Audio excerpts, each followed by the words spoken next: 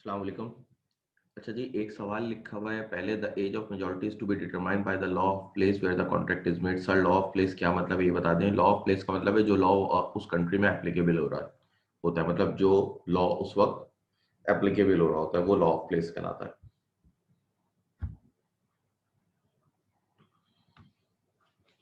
Present consideration one side is executed और completed executed दोनों हो सकते। देखिए, फ्यूचर कंसिडरेशन तो वो होती है ना जो दोनों तरफ से ही बाकी रह गई हो।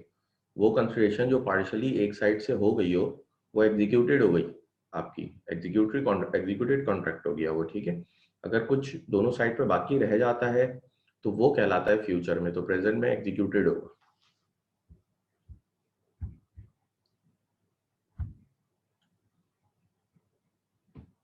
और कोई सवाल है तो पूछ लें, वरना फिर स्टार्ट करते हैं हमने स्पेसिफिक परफॉर्मेंस से स्टार्ट करना है।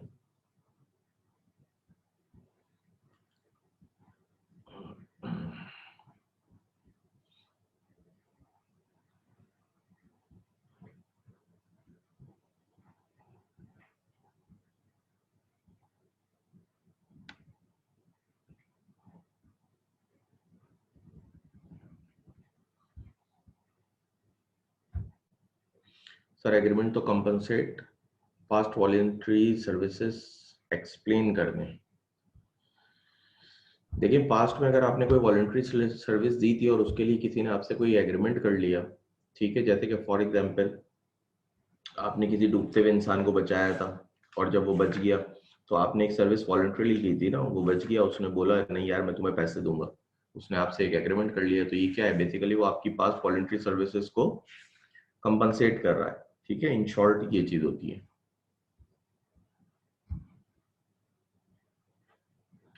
अच्छा जी sir, consequences of rescission of voidable contract. अच्छा, ये जो आप सवाल पूछ रहे हैं ये काफी पुरानी क्लास से पूछ रहे हैं, तो ये तो यहाँ पे मैं अलाउ नहीं करूंगा, क्योंकि ये तो आप तकरीबन पहली क्लास का सवाल पूछ रहे हैं जो पहली क्लास में था, ठीक है। बाकी इसके कॉन्सिक्वेंसेज को अभी आप एक तरह से होल्ड कर लें, क्योंकि कॉन्सिक्वेंसेज जो है इसके वो आगे आप नेक्स्ट चैप्टर जो पढ़ेंगे, ये सवाल आप डेफर भी कर लें एक तरह से, क्योंकि डिफरेंट कॉन्सिक्वेंसेज होते हैं। क्योंकि वाइडेबल कॉन्ट्रैक्ट अभी तक आपने तो ये देखा ना कि जब आपकी विल को इन्फ्लुएंस ना किया गया हो, आगे हम नेक्स्ट चैप्टर में पढ़ेंगे कितने तरीकों से नहीं किया जाता, कौन कौन से तरीके यूज किए जा सकते हैं आपके विल को इन्फ्लुएंस करने के लिए। तो हर किसी में डिफरेंट कॉन्सिक्वेंसेज आते हैं, ठीक है। किसी में आपको कॉम्पनसेशन मिल जाता है सिर्फ, किसी में आपको डैमेजेस भी ग्रांट हो जाते हैं, ठीक है। तो मुख्तलिफ कॉन्सिक्वेंसेज होते हैं। तो ये सवाल शायद तुमने व्हाट्सएप पे भी पूछा था, मैंने वहां पे भी इसको रेफर किया था। इसको अभी जो नेक्स्ट चैप्टर है थोड़ा सा रुक जाओ, वहां पे इसका आंसर हो जाएगा। अगर माइनर्स लाइबिलिटी फॉर नेसेसरीज, देखिए अगर नेसेसिटीज सप्लाई की गई हैं माइनर को, जो कि ज़रूरियात ज़िंदगी होती हैं, अगर वो माइनर को सप्लाई की गई हैं और माइनर के पास कोई प्रॉपर्टी थी, तो वो तो उस नेसेसिटी के लिए लायबल होगी कि उसको बेच के उन नेसेसिटी की प्राइस उतारी जाए, कर्ज उतारा जाए। लेकिन अगर माइनर के पास कोई प्रॉपर्टी नहीं है तो माइनर पर्सनली लायबल नहीं है, उसकी सिर्फ प्रॉपर्टी लायबल होती है। माइनर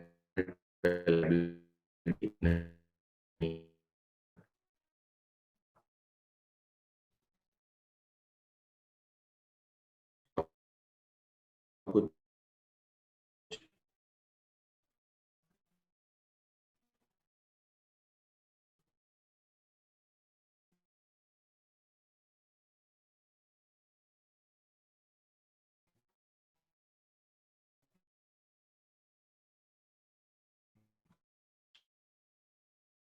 कुछ को नहीं किया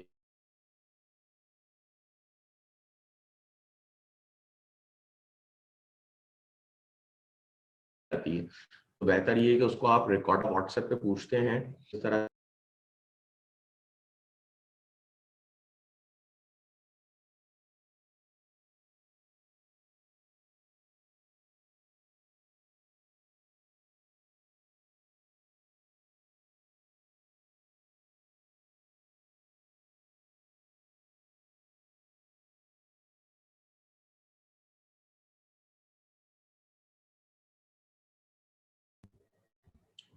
ठीक है, तो अगर एक्सप्लेन करने वाली बात हो तो वो आप लोग रिकॉर्डेड लेक्चर से सुन लिया करें, बाकी क्वेश्चन हो तो वो पूछा करें, ठीक है। इस टॉपिक में आपको दोबारा से बता देता हूँ, जब आप किसी फैक्ट से डिनाई करते हैं तो बेसिकली वो स्टॉपर प्रिंसिपल अप्लाई होता है कि आपको किसी फैक्ट से डिनाई नहीं करने दिया जाता कि आपने एक डिक्लेरेशन दी, एक फैक्ट दिया जिस पे बिलीव करते हुए अगले ने कोई काम कर दिया, तो फिर बाद में आप उस फैक्ट से मुकर नहीं सकते। जिसमें मैंने बहुत एक आसान सी एग्जांपल दी थी कि अगर मालिक मकान ने किराएदार को बोला कि आप जो है काम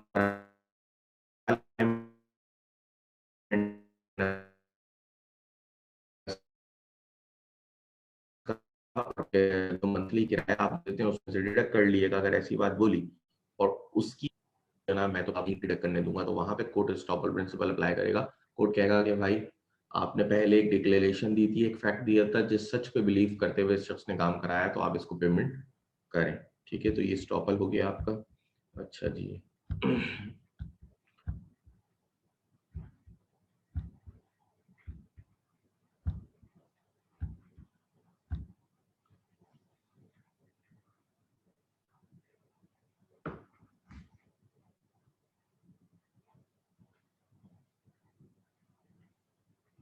ठीक है, तो हम स्टार्ट करते हैं।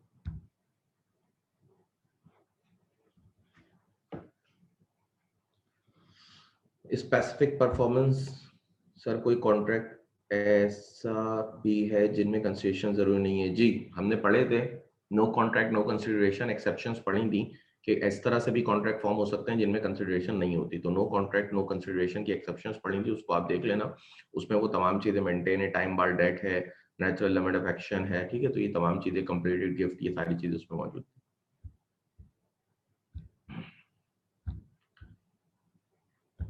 अच्छा जी, हम स्टार्ट करते हैं स्पेसिफिक परफॉर्मेंस से। ठीक है, पहले तो सुने कि स्पेसिफिक परफॉर्मेंस क्या होती है। बेसिकली होता क्या है, जब आप कोई कॉन्ट्रैक्ट करते हैं तो यकीनन सी बात है दोनों पार्टियां एक परफॉर्मेंस के ही कॉन्ट्रैक्ट करती हैं ना, कि मैं परफॉर्म करूंगा और आप भी परफॉर्म करेंगे। दोनों पार्टियों ने किसी भी कॉन्ट्रैक्ट में कुछ ना कुछ परफॉर्म करना होता है। अब बाज औकात क्या होता है कि जब भी कॉन्ट्रैक्ट ब्रीच होता है, कॉन्ट्रैक्ट तोड़ने को ब्रीच कहते हैं, जब भी कॉन्ट्रैक्ट आप तोड़ते हैं तो बाज औकात ऐसा होता है कि जो कोर्ट आपको डैमेजेस वगैरह देता है पैसे की सूरत में, वो कभी कभी नाकाफी होते हैं।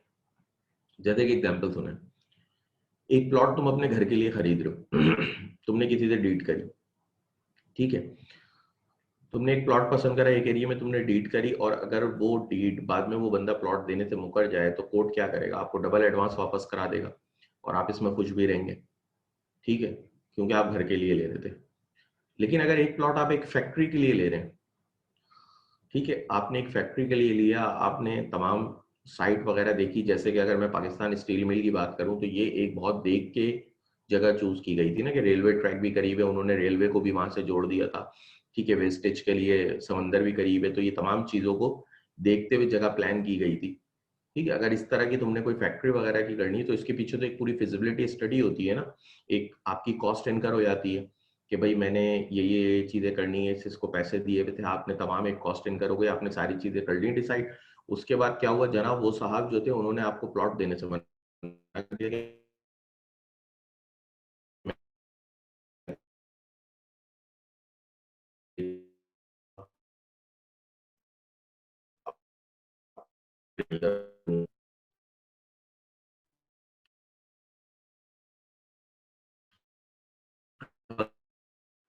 कोर्ट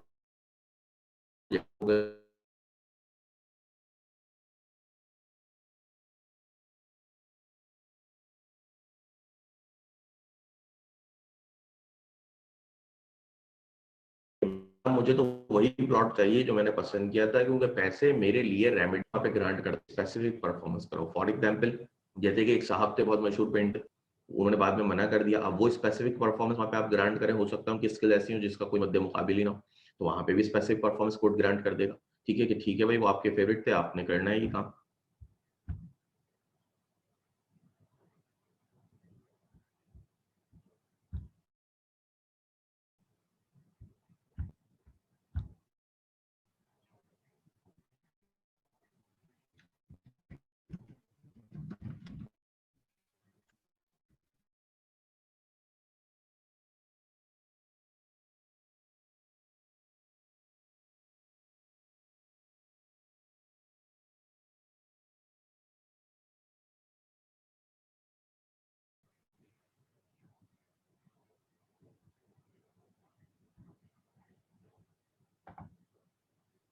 ठीक है, अब सही है। 1 मिनट।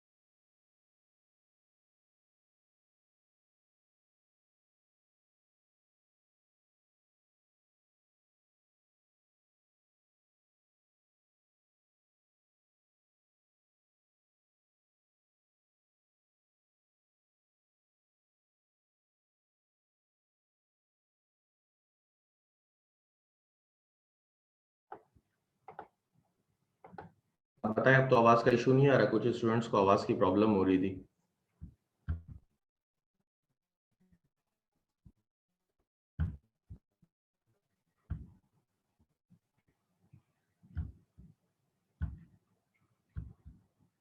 अब क्लियर है आवाज? कोई बता दे मुझे।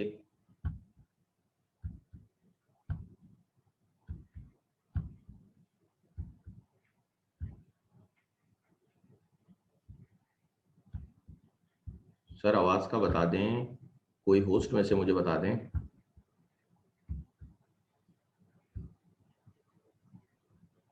ठीक है,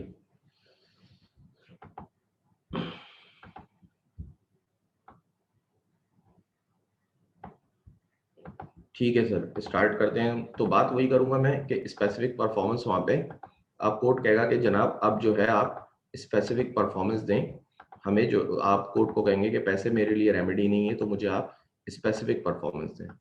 ठीक है, तो अब इसी तरह से माइनर भी है। अब माइनर अगर कोई कॉन्ट्रैक्ट कर लेता है तो माइनर को कभी भी कोर्ट जो है वो स्पेसिफिक परफॉर्मेंस ग्रांट नहीं करता कि आप जो है वो स्पेसिफिक परफॉर्मेंस करें। किसी भी सूरत में माइनर को कोर्ट स्पेसिफिक परफॉर्मेंस ग्रांट नहीं करेगा। क्लियर है? एक बार दोबारा सुन लें कि स्पेसिफिक परफॉर्मेंस कब की जाती है? जब आपके लिए पैसे जो हैं वो एक सफिशिएंट रेमेडी ना हो, आपको पैसों से मतलब ना हो, तो आप कॉन्ट्रैक्ट में स्पेसिफिक परफॉर्मेंस ही करवाते हैं। ठीक है, अब यहाँ पे देखें, specific performance mean the actual carrying out of the contract as agreed. वही बात कि स्पेसिफिक परफॉर्मेंस के क्या मायने होते हैं कि एक्चुअली जो डील हुई है वही डील परफॉर्म की जाए। कोई उसके अगेंस्ट में दूसरी रेमेडी आपको ना दी जाए, जो एक्चुअल डील हुई है वही डील आप परफॉर्म करेंगे। Since an agreement, since an agreement by a minor is absolutely void, the court will never direct a specific performance of such an agreement by him. ठीक है, पहली बात कि कोई भी एग्रीमेंट जो कि शुरू से ही माइनर के साथ वॉइड होता है, इसलिए कोर्ट कभी भी डायरेक्ट नहीं करेगा माइनर को कि वो स्पेसिफिक परफॉर्मेंस करे।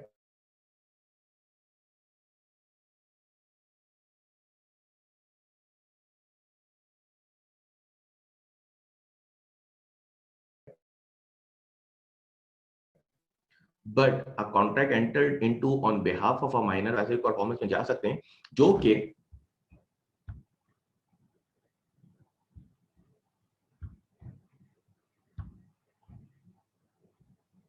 ठीक है, सिर्फ वो कॉन्ट्रैक्ट स्पेसिफिक परफॉर्मेंस में माइनर के जा सकते हैं जो कि माइनर के गार्जियन ने करे हुए हो माइनर के बिहाफ पे। और दूसरा देखें, the contract is with in the authority of a guardian और मैनेजर।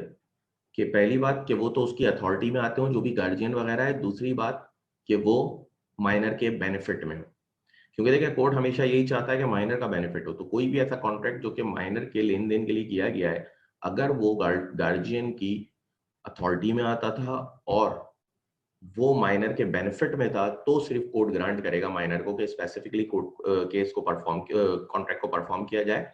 अदरवाइज कभी भी माइनर को डायरेक्ट नहीं किया जाएगा कि वो स्पेसिफिक परफॉर्मेंस करे। और स्पेसिफिक परफॉर्मेंस क्या होती है? वही परफॉर्मेंस जो डिसाइडेड थी कॉन्ट्रैक्ट के अंदर, ठीक है, जो बात कॉन्ट्रैक्ट में डिसाइड हुई थी वही बात आप करें, उससे पीछे नहीं हट सकते।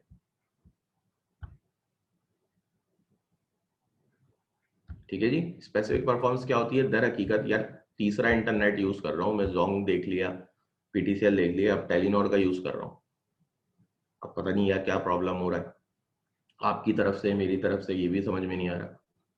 ठीक है तो अब जो है स्पेसिफिक परफॉर्मेंस क्या है? स्पेसिफिक परफॉर्मेंस बेसिकली है कि एक्चुअली जो चीज कॉन्ट्रैक्ट में डिसाइड हुई थी वही कॉन्ट्रैक्ट परफॉर्म किया जाए, जो चीज डिसाइडेड थी।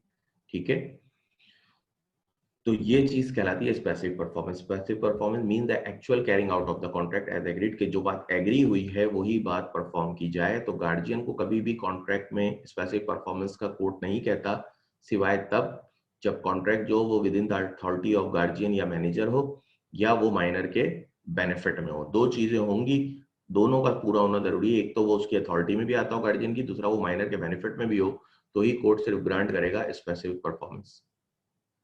क्लियर है? आगे बढ़ते हैं हम।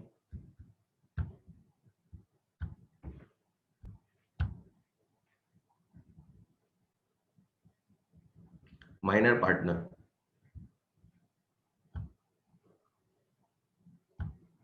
सर ये जो आप लिख रहे हैं estoppel does not apply to a minor, ये बात होके गुजर चुकी है, आपने शायद क्लास लेट ज्वाइन करी होगी, क्योंकि क्लास के शुरू में ही मैंने स्टॉपल भी बता दिया था, और ये पहले भी हम डिस्कस कर चुके हैं, तो वो क्लास के हम बीच में नहीं कर सकते ये चीज डिस्कस।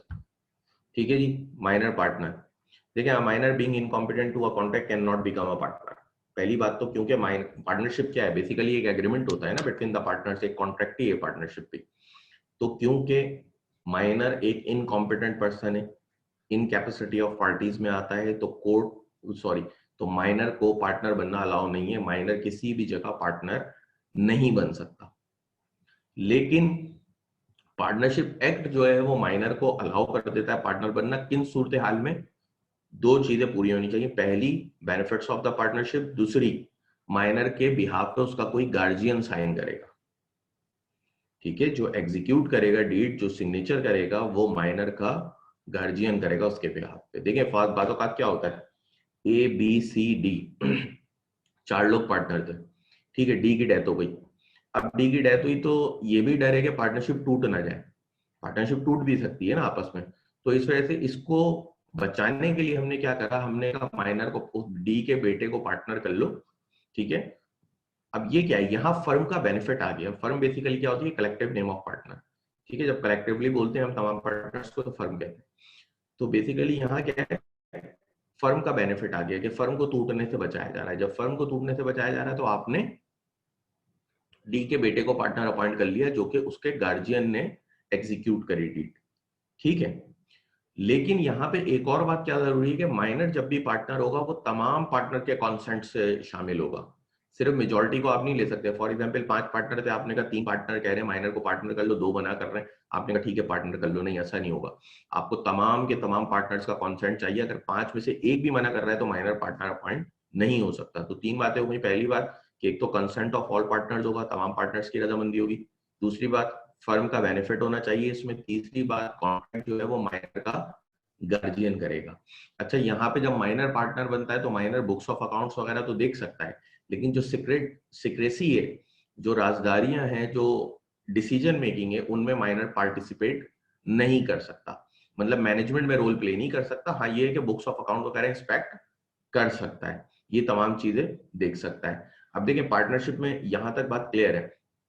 ठीक है, कि पार्टनर जो है वो डिसीजन मेकिंग का पार्ट नहीं बन सकता, लेकिन माइनर जो है वो डिसीजन मेकिंग का पार्ट नहीं बन सकता, लेकिन वो उसमें हिस्सा ले बुक्स ऑफ अकाउंट्स वगैरह को इंस्पेक्ट कर सकता है। ठीक है, ठीक है। अब दूसरा आप आ जाए, एक और मजीद इसमें बात करेंगे कि बातों का ऐसा भी होता है कि पार्टनरशिप फर्म को फिर नुकसान होने लगता है, और नुकसान होते होते पार्टनरशिप फर्म जो है वो क्लोज हो जाती है। आपने इंटर कॉमर्स के जो है उन्होंने पीओसी में पढ़ा होगा कि अगर किसी की वजह से, देखें फर्म को लॉस होने का मतलब क्या है कि आपकी लाइबिलिटीज बढ़ती जा रही है ना, यही है लॉस, कि लाइबिलिटीज आपकी पूल हो जाती हैं, बढ़ती रहती हैं। तो आपने पीओसी में प्रिंसिपल ऑफ कॉमर्स में पढ़ा होगा, और वैसे भी पढ़ा हुआ होगा कि अगर किसी वजह से पार्टनरशिप बिजनेस जो एसेट्स होते हैं वो डेट पे करने के काबिल नहीं होते, कम पड़ रहे होते हैं, तो पार्टनर्स अपने घर से पैसा लाते हैं।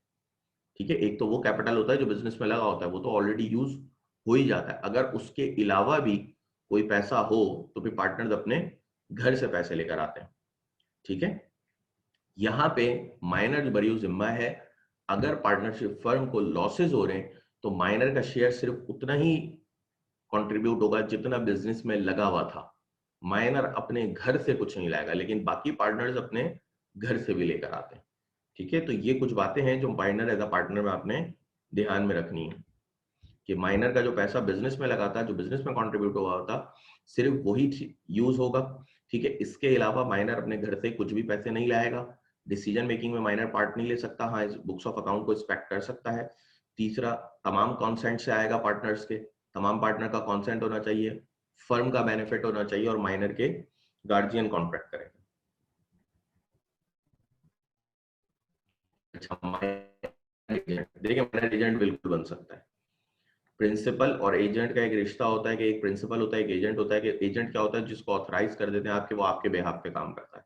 ठीक है, माइनर को अलाउ है, माइनर को आप एजेंट बना सकते हैं अपना, और माइनर को आप एजेंट बनाएंगे तो ये भी याद रखिएगा, जब आप कोई कॉन्ट्रैक्ट ऑफ एजेंसी करते हैं, किसी को अपना एजेंट अपॉइंट करते हैं, तो वो एजेंट जितने भी काम करता है, जितने भी काम वो कर रहा होता है, वो तमाम के तमाम आपके बेहाफ पे कर रहा होता है। और जब आपके बेहाफ पे करता है तो वो आपको बाइंड भी कर रहा होता है। ठीक है, वो आपको अपने हर एक्ट से बाइंड कर रहा होता है। तो अगर माइनर को बिल्कुल लॉ अलाउ करता है, आप एजेंट अपॉइंट कर सकते हैं। ठीक है, और माइनर कोई भी एक्ट करेगा उसके लिए पर्सनली कौन लायबल होगा, प्रिंसिपल लायबल होगा।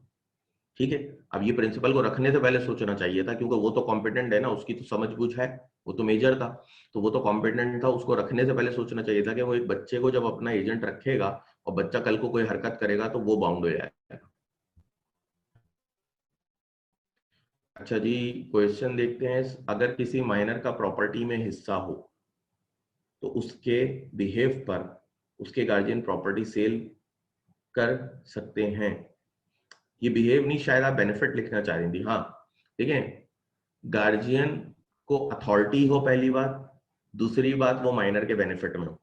ठीक है, तो सिर्फ सेल आउट वगैरह कर सकते हैं, अदरवाइज नहीं कर सकते। सर, अगर गार्जियन कोई डील करे on behalf of a minor and guardian didn't perform promise, will it be enforceable? देखिए, बिहाफ ऑफ माइनर वो तब करेगा जब उसकी अथॉरिटी हो। दूसरी दूसरी बात क्या है कि वो चीज माइनर के बेनिफिट में हो। ठीक है, तो इन्फोर्स किया जाएगा, अदरवाइज इन्फोर्स नहीं किया जाएगा। और माइनर के बेनिफिट में होगी तो गार्जियन लाजमी करेगा। माइनर एजेंट दोबारा बता दें, देखिए माइनर को आप एजेंट अपॉइंट कर सकते हैं। ठीक है, कॉन्ट्रैक्ट ऑफ एजेंसी में एक प्रिंसिपल होता है, एक एजेंट होता है। माइनर को बिल्कुल आप एजेंट अपॉइंट कर सकते हैं, लेकिन याद रखिएगा एजेंट जो भी काम करता है वो आपके बेहाफ, प्रिंसिपल के बेहाफ पे करता है, प्रिंसिपल पर्सनली लायबल हो जाता है। जैसे कि अगर आप अपना घर बिकवा रहे होते हैं तो स्टेट एजेंट जो होता है वो जितने भी काम कर रहा होता है वो आपके बेहाफ पे कर रहा होता है ना, तमाम के तमाम काम वो आपके बेहाफ पे करता है। ठीक है, तो जब वो आपके बेहाफ पे काम करता है तो आप भी बाउंड हो रहे होते हैं, वो सेल डीड वगैरह सारी चीजें बना रहा होता है और आप बाउंड होते जा रहे होते हैं। ठीक है, अब वहां पे उसकी अथॉरिटी लिमिटेड होती है कि वो सिग्नेचर नहीं कर सकता। ठीक है, यहाँ पे आप अथॉरिटी उसकी ज्यादा भी कर सकते हैं। तो माइनर जितने भी एक्ट करेगा उसका जिम्मेदार प्रिंसिपल होगा, तो माइनर को आप एजेंट अपॉइंट कर सकते हैं, लेकिन जो भी एक्ट वो करेगा उसके जिम्मेदार आप होंगे, वो आपको बाउंड करता जाएगा अपने एक्ट से। फाइलिंग सूट मतलब केस करना। फाइलिंग सूट के मायने होते हैं केस करना। अच्छा, ब्रिज के मायने होते हैं तोड़ना। कॉन्ट्रैक्ट के लिए ब्रेक का वर्ड यूज नहीं करते, ब्रिज का वर्ड यूज करते हैं। ठीक है, contract by minor and adult jointly, अगर कोई कॉन्ट्रैक्ट माइनर और एजेंट ज्वाइंटली कर ले, where a minor and an agent and adult joint by an another person, the minor has no liability that can be enforced against that.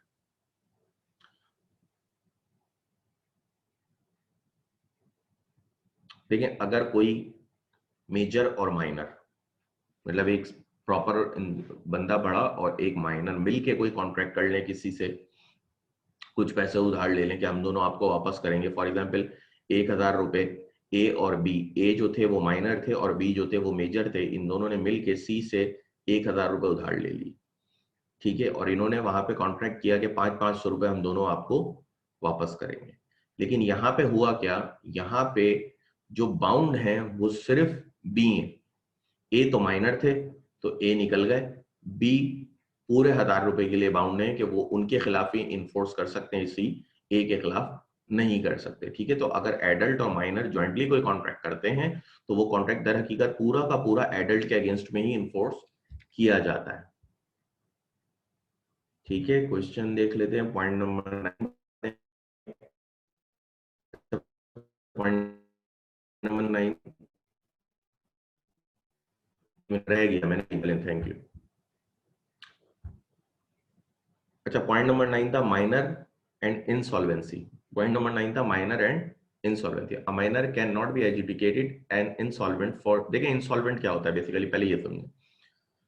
Insolvent वो होता है जिसके personal assets personal liabilities से कम हो जाए, दिवालिया निकलना जिसे आप कहते हैं। ठीक है, आप पर्सनली भी आपके कुछ एसेट्स भी होते हैं, ठीक है, आपके पास कुछ पैसे बाकी चीजें एसेट्स में आ रही होती हैं, कुछ लाइबिलिटीज भी होती हैं जो आप उधार उधार लेते हैं लोगों से।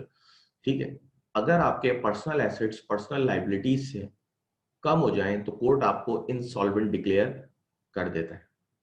ठीक है, इंसॉल्वेंट डिक्लेयर कर देता है। अगर आप लोगों से एग्रीमेंट कर करके उधार लिए जा रहे हैं और कल को आप उनको पे ऑफ नहीं कर पाते तो कोर्ट आपके एसेट्स भी कम होते हैं कि बेच के भी पे ऑफ नहीं हो पा रहा उनको, क्योंकि एसेट सेल होंगे ना आपके, तो वो भी बेच के पे नहीं हो रहा, तो कोर्ट आपको इंसॉल्वेंट डिक्लेयर कर देता है। ठीक है, माइनर क्योंकि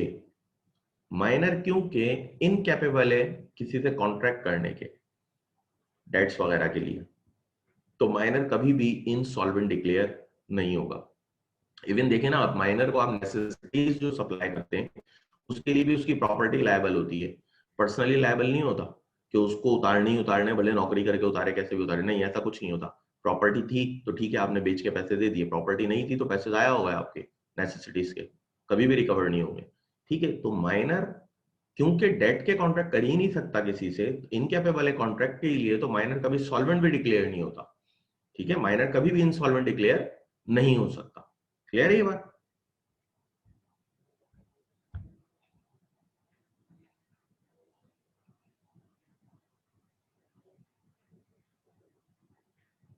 अच्छा, आप पूछ रहे हैं कि माइनर फाइलिंग सूट माइनर करेगा या नहीं और उस पर सू किया जाएगा या नहीं।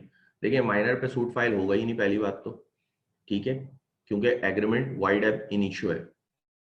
ये बात हमने करी थी कि एग्रीमेंट क्योंकि माइनर का वाइड एब इनिशियो तो माइनर पे होता नहीं, और रिस्टोरेशन ऑफ बेनिफिट्स भी नहीं होती, वो सिर्फ उसी वक्त होती है जब माइनर खुद विक्टिम बन के एजरीफ पार्टी प्लेंटिफ बन के कोर्ट का रुख कर ले, तो वहां पे रिस्टोरेशन वगैरह होती है, तो माइनर वहां पे सूट फाइल कर देता है। लेकिन माइनर के साथ कॉन्ट्रैक्ट वाइड एब इनिशियो होता है, लॉ की नजर में वो कभी कॉन्ट्रैक्ट होता ही नहीं, जब कॉन्ट्रैक्ट ही नहीं होता तो सूट भी फाइल नहीं कर सकते आप। ठीक है जी, contract by minor and adult jointly मैं आपको दोबारा बता देता हूँ। देखिए, माइनर मेजर मिल ए माइनर थे बी मेजर थे, इन दोनों ने मिलकर सी से उधार लिए और कहा 500 दूंगा 5 देंगे। यहाँ पे ए और डी मिलके 1000 रुपए लिए हैं, लेकिन यहाँ पे पूरे 1000 रुपए के लिए बी अकेले लायबल है, क्योंकि ए जो है वो माइनर है, तो ए के अगेंस्ट में कॉन्ट्रैक्ट इन्फोर्स नहीं हो सकता। जब भी माइनर और मेजर मिलके ज्वाइंटली किसी से कॉन्ट्रैक्ट करेंगे तो पूरा कॉन्ट्रैक्ट मेजर के अगेंस्ट में इन्फोर्स होगा, माइनर की कोई लायबिलिटी नहीं होगी। ठीक है, माइनर इंसॉल्वेंट, देखें इंसॉल्वेंट क्या होता है, वो शख्स होता है जिसके पर्सनल एसेट्स पर्सनल लाइबिलिटीज से कम हो जाते हैं। ठीक है, जिसके एसेट्स कम हो जाए, लाइबिलिटी ज्यादा हो जाए, जब आप पे नहीं कर पाएंगे तो कोर्ट क्या करता है, आप कोर्ट में केस जाते हैं लोग आपके खिलाफ, जब कोर्ट जाते हैं कोर्ट बोलेगा ठीक है इनका घर वर सब जो है वो सेल कर दो।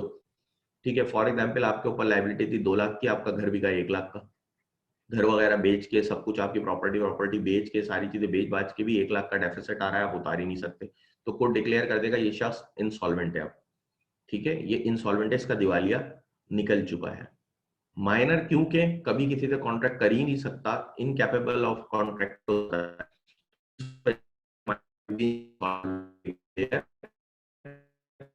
नहीं हो सकता।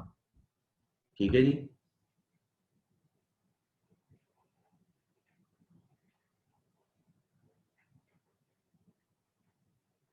सर जो स्टूडेंट्स लोन की आप बात पूछ रहे हैं, स्टूडेंट लोन्स की टर्म्स एंड कंडीशंस अलग होती हैं और डायरेक्टली स्टूडेंट को नहीं देते, वो स्टूडेंट के बिहाफ पे गार्जियन को ही देते हैं।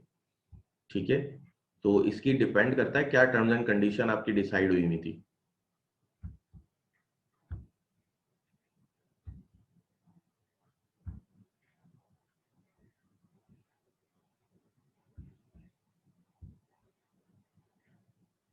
सर जब माइनर से कॉन्ट्रैक्ट स्टार्ट से ही वॉइड है तो लॉ ने इतनी लिमिटेशंस क्यों निकाल दी हैं? अब ये तो यार लॉ से पूछना पड़ेगा कि क्यों निकाल दी हैं। ठीक है, इसका जवाब तो मेरे पास नहीं है, ये तो तुम्हें लॉ जिन्होंने लिखा है वो बता सकते हैं। तो कयामत के दिन पूछ लेना उनसे कि आपने इतनी लिमिटेशंस क्यों लगा दी, क्योंकि ये बहुत पहले लिखा गया है, तो लिखने वाले भी अब दुनिया में नहीं रहे।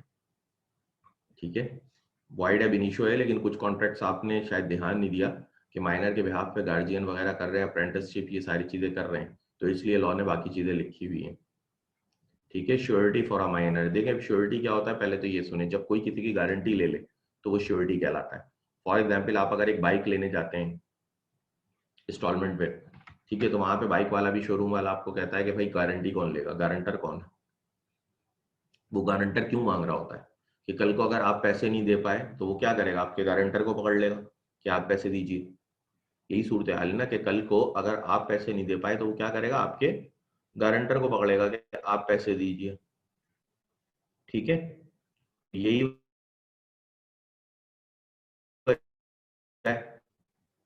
तो बेसिकली जो गारंटर होता है वो श्योरिटी कहलाती है, जो भी आपकी गारंटी लेता है।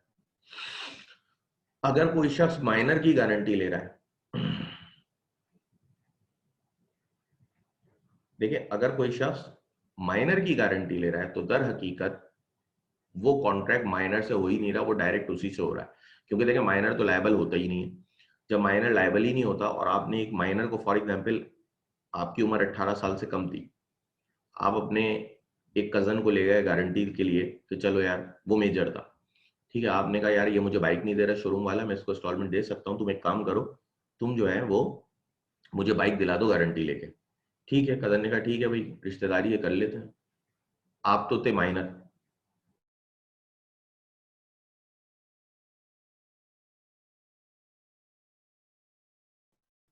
आपने जनाब बाइक ली, उसने मतलब जमानती आपका, ठीक है, तो हकीकत आप पे कोई लाइबिलिटी नहीं आएगी, वो डायरेक्ट जाके गारंटर को पकड़ लेंगे, श्योरिटी को। तो दर हकीकत ये जो कॉन्ट्रैक्ट हुआ था ना, अगर इसको आप थोड़ा गौर से देखें तो आप तो इसमें थे ही नहीं शुरू से एक तरह से, क्योंकि आप तो थे माइनर। ये कॉन्ट्रैक्ट हुआ ही उन दोनों के बीच में था। अगर वो कॉन्ट्रैक्ट एनफोर्स करने जाएगा, नॉर्मली गारंटी के कॉन्ट्रैक्ट में ये होता है कि पहले जो डेटर है मतलब आपके अगेंस्ट में इन्फोर्स करते हैं, नहीं होता तो फिर श्योरिटी के बाद जाते हैं। जो भी मतलब इस तरह के सिनेरियो होते हैं, मुख्तलिफ सिनेरियो होते हैं उसके भी। लेकिन यहाँ पे क्या चीज है, यहाँ पे सीन ये है कि वो उसके खिलाफ जाएगा ही नहीं, वो डायरेक्ट आपसे ही पैसे लेगा। ठीक है, तो वो डायरेक्ट डायरेक्ट आपसे ही लेगा। तो दर हकीकत ये कॉन्ट्रैक्ट जो है ये हो ही डायरेक्ट श्योरिटी और माइनर क्रेडिटर के बीच में रहा है, आपका तो कोई लेना देना है ही नहीं। प्रॉपर्टी में अगर माइनर का भी हिस्सा है तो माइनर का हिस्सा उसके पेरेंट्स ले सकते हैं, इसका डिपेंड करता है, court guarantor appoint, court guardian appoint कर देता है पेरेंट्स को। ठीक है, अगर दादा की विरासत बेसिकली आप पूछना चाह रहे हैं, दादा की विरासत मिली है तो कोर्ट दर हकीकत गार्जियन अपॉइंट कर देता है माइनर की प्रॉपर्टी पे पेरेंट्स को। कॉन्ट्रैक्ट के दौरान जब माइनर मेजर बन जाए, पहले ही मैंने आपको बता दिया है, नो रेटिफिकेशन अलाउड। माइनर को कोई रेटिफिकेशन अलाउ नहीं है। अगर कोई कॉन्ट्रैक्ट माइनर के टाइम पे करा था तो उसको वो रेटिफाई नहीं कर सकता मेजर बन के, सब्सिक्वेंट अडॉप्शन अलाउ नहीं है। ठीक है, नेक्स्ट आ जाए, position of minor parents. Minor के वालिदैन की क्या पोजीशन होती है? श्योरिटी फॉर माइनर दोबारा बता दें शुरू, देखें श्योरिटी क्या होता है, बेसिकली वो शख्स होता है जो गारंटी लेता है। जैसे कि मैंने आपको एग्जांपल दी ना, आप बाइक लेने जाएंगे, बाइक वाला बोलेगा गारंटर कौन है, तो जो गारंटी ले रहा है वो श्योरिटी है। जो आपकी गारंटी लेगा वो कौन होगा, वो श्योरिटी हो जाएगा। ठीक है। तो आप माइनर थे, आपने कहा यार मैं बाइक लेना चाहता हूँ शोरूम से, आप शोरूम पहुंच गए। जब आप शोरूम पहुंचे तो उसने कहा गारंटर कौन है, आपने अपने कजन को गारंटर शो करा दिया जो कि मेजर था। ठीक है, आपने अपने कजन को शो करा दिया, और कल को आप पैसे नहीं दिए आपने, तो वो डायरेक्ट आपके कजन को ही पकड़ेंगे, आपके पास आएंगे ही नहीं, क्योंकि दर हकीकत ये कॉन्ट्रैक्ट उसके श्योरिटी और डायरेक्ट क्रेडिटर के बीच में ही हुआ था। माइनर तो किसी तरह से अलाउ ही नहीं था इसमें, लेकिन क्योंकि उसने खुद गलती करी, आपके कजन ने कि एक माइनर की जिम्मेदारी ली, तो वो खुद भुगतेगा। ये कॉन्ट्रैक्ट दर हकीकत उसके और क्रेडिटर के ही बीच में हुआ है। ठीक है जनाब।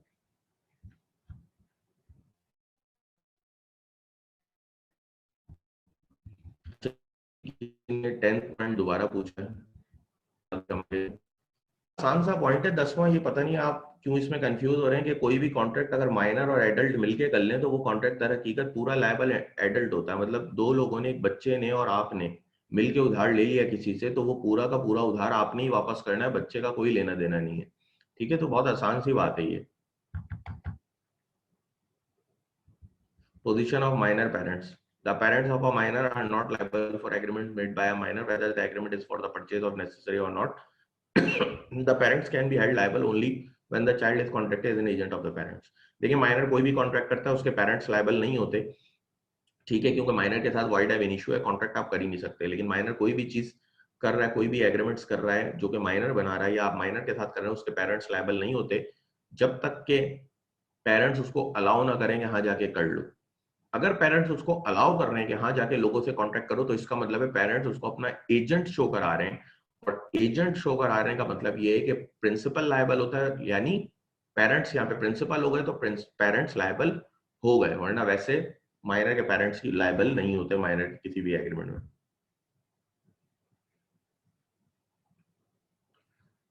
देखिए जो बाइक माइनर ने ली थी वो भी वापस होगी अगर वो इंस्टॉलमेंट नहीं पे कर पाया। जनाब वो बाइक तो आप ले गए, वो तो आपके कजन से पैसे लेगा ना, बाइक तो कजन के पास है ही नहीं, आपके पास तो वो आएंगे ही नहीं। ठीक है, तो बेसिकली माइनर के पेरेंट्स की पोजीशन भी आप समझ गए कि माइनर के पेरेंट्स की पोजीशन क्या होती है। कि माइनर के पेरेंट्स की पोजीशन ये है कि कोई भी एग्रीमेंट अगर माइनर करता है उसके लिए पेरेंट्स लायबल नहीं है। हाँ, अगर पेरेंट्स अलाउ कर रहे हैं कि आप जाके एग्रीमेंट करो, तो इसका मतलब है वो पेरेंट्स के बिहाफ पे कर रहा है, पेरेंट्स के एजेंट के तौर पे काम कर रहा है, तो उन एग्रीमेंट्स के लिए पेरेंट्स लायबल है जिनमें वो खुद परमिशन दे रहे हैं, अदरवाइज लायबल नहीं है। माइनर शेयर होल्डर, देखिए शेयर होल्डर कौन होते हैं? जिनके पास कंपनीज के शेयर्स होते हैं। पब्लिक कंपनीज जो होती हैं आपको पता है वो अपने शेयर इशू करती हैं, बहुत कॉमन टर्म है, आप फेमिलियर भी होंगे इससे। ठीक है, तो शेयर होल्डर वो होते हैं जो कंपनीज के शेयर होल्ड करते हैं और उसको परचेज करें। माइनर कभी भी डायरेक्टली किसी कंपनी के शेयर्स परचेज नहीं कर सकता। ठीक है, डायरेक्टली माइनर कभी भी किसी कंपनी के शेयर्स परचेज नहीं कर सकता। हाँ, अगर माइनर के पेरेंट्स ने शेयर्स वगैरह लिए हुए थे और पेरेंट्स की डेथ वगैरह हो गई तो वो उसके फेवर में ट्रांसफर जरूर हो जाएंगे, लेकिन माइनर डायरेक्टली कोई भी शेयर परचेज नहीं कर सकता।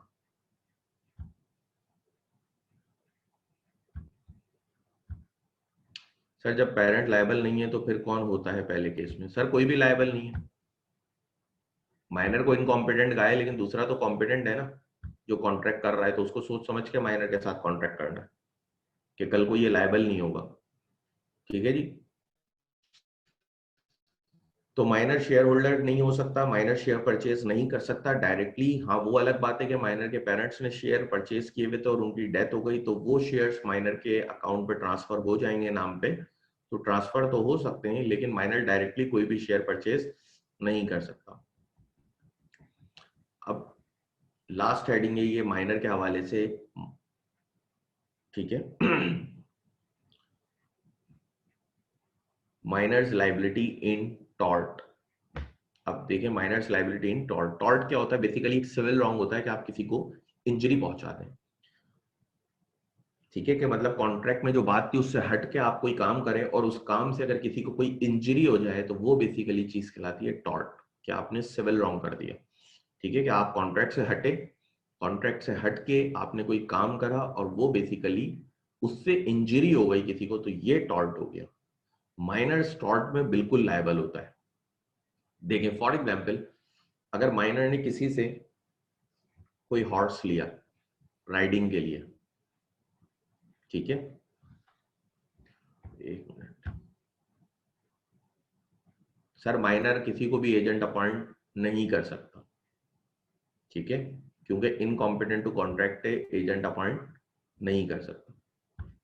ठीक है, देखें टॉर्ट क्या हो गया? बेसिकली टॉर्ट एक ऐसा काम हो गया जो कि कॉन्ट्रैक्ट से हट के आपने किया, जो कि कॉन्ट्रैक्ट में नहीं था, आपने वो काम किया, और जब आपने वो काम किया तो किसी को उससे इंजरी हो गई, तो वो इस इंजरी को हम कहते हैं सिविल रॉन्ग, और बेसिकली वो चीज टॉर्ट कहलाती है।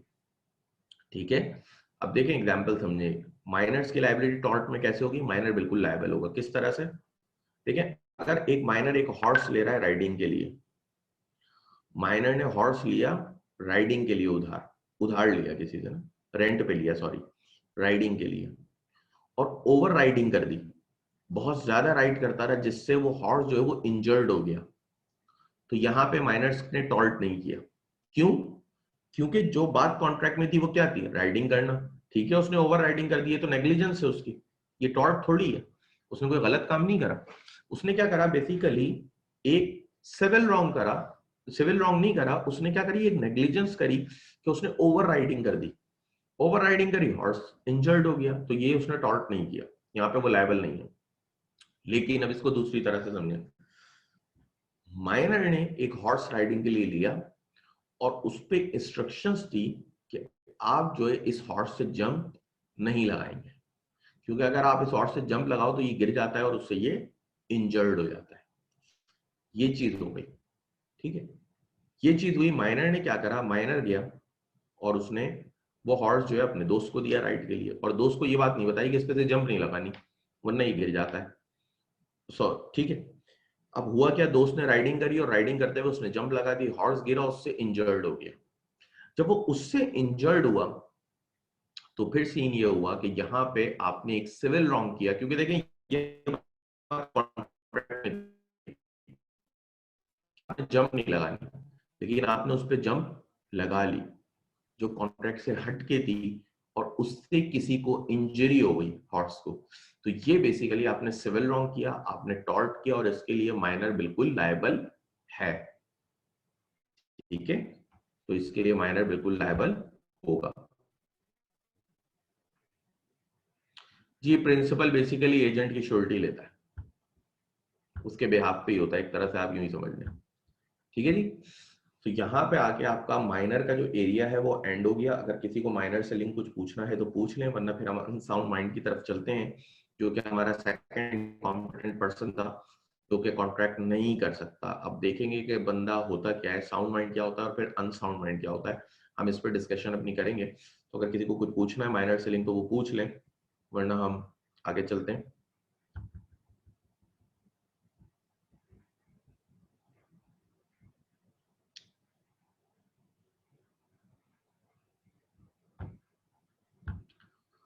सर अगर मेजर से नेग्लिजेंस हो जाए तो, देखिए नेग्लिजेंस अगर हो गई तो वो सिविल रॉन्ग नहीं है ना, वो टॉर्ट नहीं होगा। मेजर से भी नेग्लिजेंस होगी तो वो भी टॉर्ट नहीं है। टॉर्ट होता वो ये कि जब कॉन्ट्रैक्ट से हटके आप कोई काम करें और उससे किसी को इंजरी हो जाए, वही चीज टॉर्ट होती है।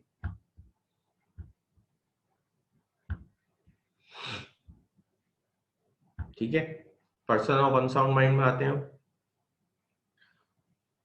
देखिए हमने जब ये पढ़ा था इनकैपेसिटी ऑफ पार्टीज, तो वहां पे हमने डिस्कस किया था कि कोई भी शख्स जो है वो इनकैपेसिटी ऑफ पार्टीज में आता है तो उससे आप कॉन्ट्रैक्ट नहीं कर सकते, जिसमें से हमने माइनर देख लिया। ठीक है, फिर माइनर में मुख्तलिफ पॉइंट्स भी पढ़े, शेयर होल्डर के हवाले से माइनर का क्या है, पार्टनरशिप के हवाले से माइनर का क्या है, सिनेरियोज हमने देखे कि कब कब माइनर लायबल है, कब कब माइनर लायबल नहीं है, कब रिस्टोरेशन होगी कब नहीं होगी, ये सारी चीजें हमने देख ली। ठीक है, तो माइनर के तमाम पॉइंट्स हो गए। अब हम चलते हैं अनसाउंड माइंड की तरफ। ठीक है, तो पहले तो हम डिस्कस कर लेते हैं कि what is of sound mind, कि साउंड माइंड क्या होता है।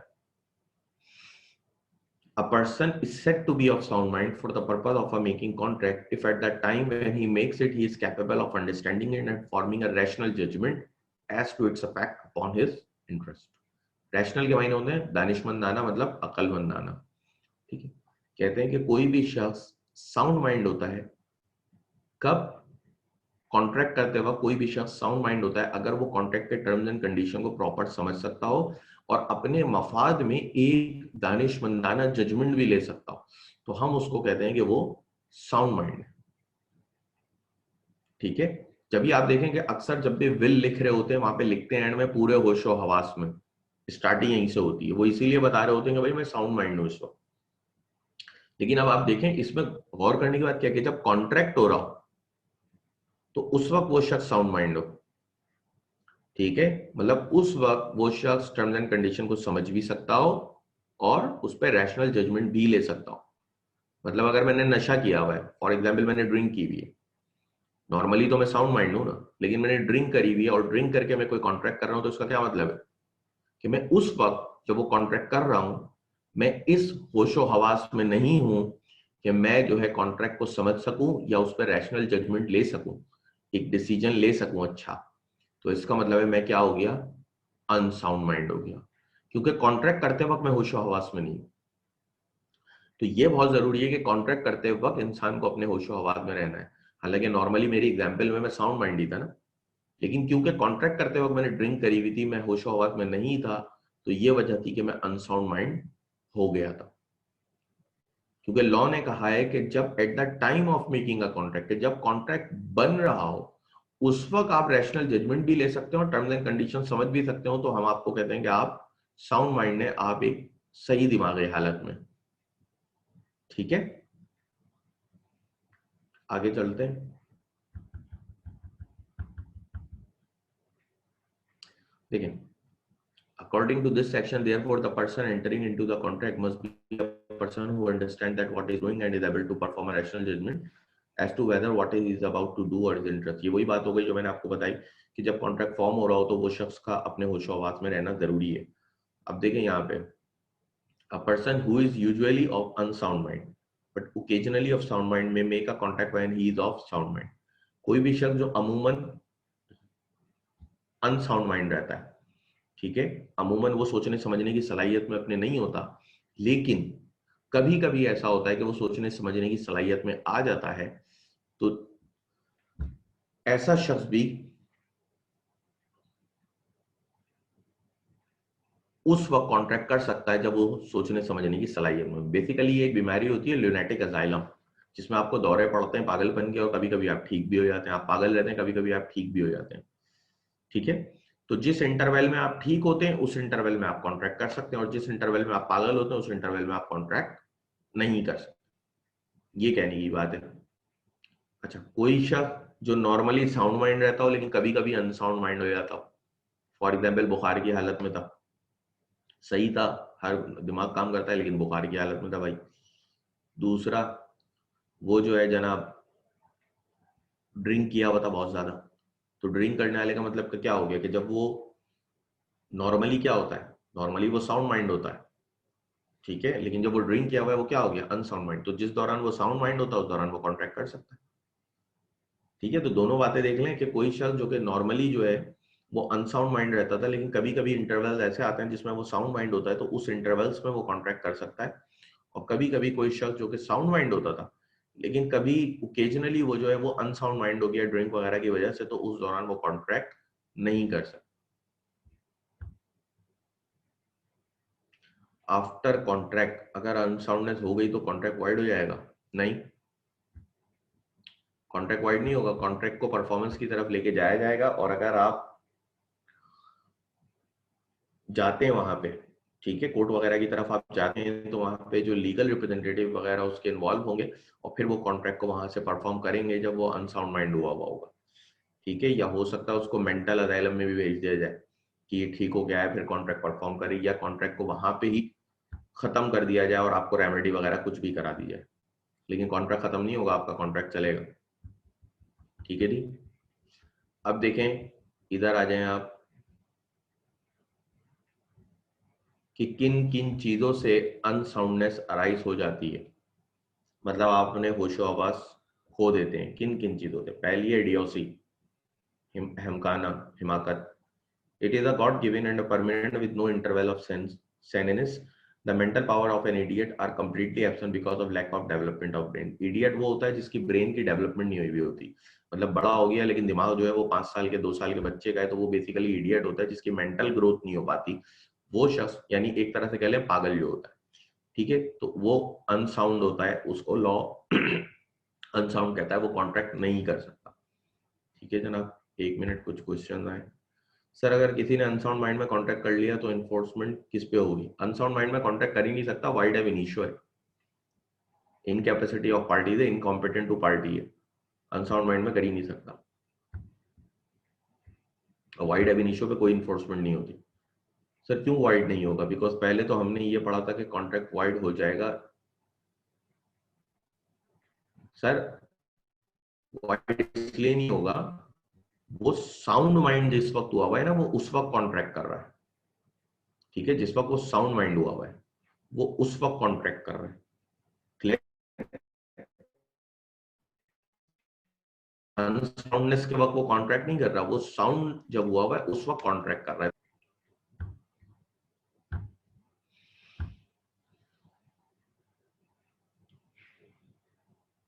ठीक है जी। बर्डन ऑफ प्रूफ सर उसी शख्स पे आएगा, आपको प्रूफ करना होगा कि भाई जब मैंने कॉन्ट्रैक्ट किया था उस वक्त ये नशे की हालत में नहीं थे। देखें, डिपेंड करता है ना, अगर कॉन्ट्रैक्ट आप जा रहे हैं कोर्ट तो आपने प्रूफ करना है कि जब मैंने कॉन्ट्रैक्ट किया था उस वक्त ये सही हालत में थे। ठीक है, और अगर मेरे से आपने नशे में कोई सिग्नेचर ले लिए तो अब मैं कोर्ट जाके प्रूफ करूंगा कि भाई जिस वक्त इन्होंने ये साइन लिया उस वक्त मैं नशे की हालत में था, मैं अनसाउंडनेस में था। ठीक है, तो बर्डन ऑफ प्रूफ इस पे इस तरह से दोनों पार्टीज पे आएगा। ठीक है, idiocy हो गया, disease of the brain. A lunatic loses the use of his reason due to some mental strain or disease. Of course, he may have lucid intervals of sanity. Lunatic क्या होता है? Basically आपको interval आते हैं पागलपन के, जो दौरे पड़ना जिसे कहते हैं। ठीक है, कि कभी आप पागल हो जाते हैं और कभी आप ठीक हो जाते हैं। तो ये बेसिकली क्या होता है, ये एक आपके पास इंटरवल होते हैं इस बीमारी में।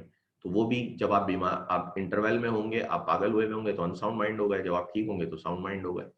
ठीक है, तो अनसाउंडनेस इससे भी अराइज हो जाती है।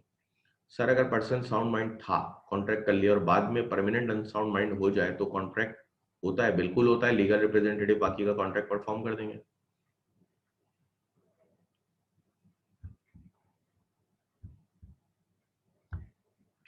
देखिए, अगर कोई शख्स, अब मैं आपको बताता हूं, अगर कोई शख्स अनसाउंड माइंड था, ठीक है, इसको समझें, ये आपकी पढ़ी हुई बात है। अगर कोई शख्स साउंड माइंड था, बाद में परमानेंट अनसाउंड हो गया, तो ये बेसिकली क्या हो गया? ये वाइड कॉन्ट्रैक्ट हो गया, सब्सिक्वेंट इम्पॉसिबल हो गया ना, सुपरवेनिंग इम्पॉसिबिलिटी आ गई, वाइड कॉन्ट्रैक्ट में कन्वर्ट हो गया, रिस्टोरेशन हो जाएगी बेनिफिट्स की। अगर वो साउंड माइंड था, आपने कॉन्ट्रैक्ट किया और उसके बाद वो पागल हो गया, तो बेसिकली ये कॉन्ट्रैक्ट जब बना था तो ये वैलिड कॉन्ट्रैक्ट था, उसके बाद सर्कमस्टांसेस की वजह से ये इनवैलिड हो गया, मतलब ये वॉइड कॉन्ट्रैक्ट में कन्वर्ट हो गया। जब ये वॉइड कॉन्ट्रैक्ट में कन्वर्ट हुआ तो रिस्टोरेशन करेंगे आप। क्यों? इसमें सुपरवेनिंग इम्पॉसिबिलिटी आ गई ना, फिजिकली इम्पॉसिबल हो गया करना, या सब्सिक्वेंट इम्पॉसिबिलिटी आ गई, अभी आप कर ही नहीं सकते परफॉर्म। याद है हमने शादी वाली एग्जाम्पल भी पढ़ी थी, उसमें भी तो यही हुआ था कि ए ने बी से शादी का वादा करा और बी पागल हो गए, वो भी तो यही चीज है। ठीक है, तो ड्रंकनेस,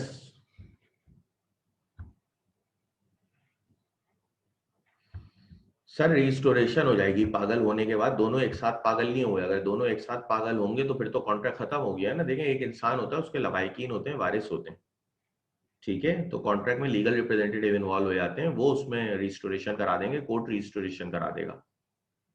ठीक है, फिर आगे चलते हैं, ल्यूनेटिक हो गया, फिर ड्रंकनेस। ड्रंकनेस बहुत कॉमन है कि आप टेम्परेरी तौर पे नशे की हालत में अगर आ जाते हैं तो उससे भी आपके क्या होता है, आप कुछ ऐसे ड्रग्स अपनी बॉडी में इनहेल कर लेते हैं जिससे क्या होता है, इंसर्ट कर लेते हैं, जिससे क्या होता है, आप अपनी सोचने समझने की सलाहियत खो देते हैं।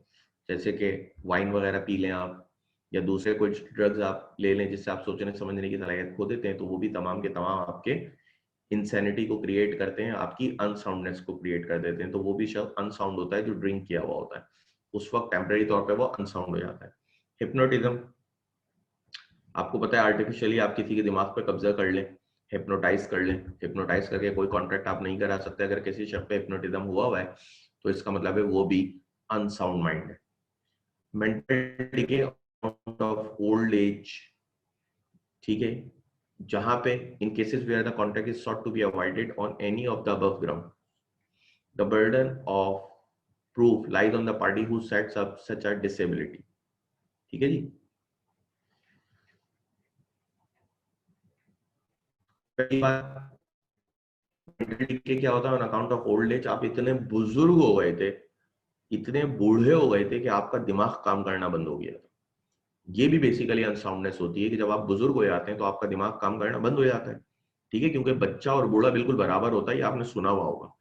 ठीक है, और ये इस्लामिक पॉइंट ऑफ व्यू भी है, सूरह यासीन के तर्जुमे में भी है कि जब किसी की आप तवील उम्र किसी को मिलती है तो वो वापस वहीं चला जाता है जहां से वो, जिस तरह से वो पैदा हुआ हुआ होता है। ठीक है, तो mental decay on account of old as क्या होता है कि मेंटली आप अब समझने की सलाहियत खो चुके हैं क्योंकि आपकी उम्र बहुत ज्यादा हो चुकी है। जब आपकी उम्र बहुत ज्यादा हो जाए तो फिर वहां पे भी आप अनसाउंड माइंड हो जाते हैं। ठीक है, आगे देखें, in cases where the contract is sought to be avoided on any of the above ground, the burden of proof lies on the party who sets up such a disability. कह रहे ऊपर वाले जितने भी आपने दिए हुए हैं, अनसाउंड माइंड के, ड्रंकनेस है, हिप्नोटिज्म है, ल्यूनेटिक है, बाकी चीजें जो हैं, इडियोसी, ये तमाम की तमाम उस पार्टी पे बर्डन ऑफ प्रूफ आ रहा है जो अपने आप को विक्टिम क्रिएट करा रहा है कि भाई मैं उस वक्त ड्रंक किया हुआ था, मैं उस वक्त हिप्नोटिज्म में था, इसलिए मैंने कॉन्ट्रैक्ट साइन किया था। ठीक है, but if unsoundness of mind is one established, the burden of providing a lucid interval is on him who set it up. लेकिन अगर अगला ल्यूनेटिक इंटरवल में चला गया, अनसाउंडनेस में चला गया, तो फिर सामने वाले पे प्रूव आ गया। ठीक है, क्योंकि देखें अगर मैंने ड्रिंक किया हुआ था और मैंने किसी से कॉन्ट्रैक्ट कर लिया तो दर हकीकत वो अगले के बेनिफिट में होगा, मेरे बेनिफिट में नहीं होगा, जब भी तो उसने मुझसे नशे की हालत में किया, तो बर्डन ऑफ प्रूफ मुझ पे आएगा कि मैं जाके प्रूफ करूं कि भाई मैं उस वक्त ड्रिंक में था। लेकिन अगर मैं ल्यूनेटिक हो गया, मैं पागल ही हो गया, तो अब बर्डन ऑफ प्रूफ सामने वाले पे आएगा कि भाई वो प्रूफ करेगा कि जब कॉन्ट्रैक्ट किया था तो ये उस वक्त बिल्कुल सही था, ये अभी पागल हो गया तो अब मेरा कॉन्ट्रैक्ट वॉइड हो गया। ठीक है, तो ये चीज है। अच्छा जी, अब इफेक्ट्स को देख लेते हैं। जिस तरह हमने माइनर के इफेक्ट्स देखे थे, इसी तरह इसके भी देखते हैं अनसाउंड माइंड के effects of agreement made by a person of unsound mind. An agreement entered into by a person of unsound mind is treated on the same footing as that of minors. कहने का मतलब ये कि भाई जितनी भी